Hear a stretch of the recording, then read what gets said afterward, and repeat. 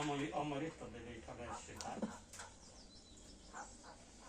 pasta bitiyor. Kent oynayacakmış. Fransız bir kanepeler vardı. Çeti yağlı, eti. Ot kıymetli vardı. Zül tamam. Allah yanım bile diyor. İnan o karıştıranlar. Ananas satıyor kadar. Birinci zülkar oraya başladı etmeye. Çiğ, ananas, manan. Azerbaycan'ın içine yapılı şeyler yok.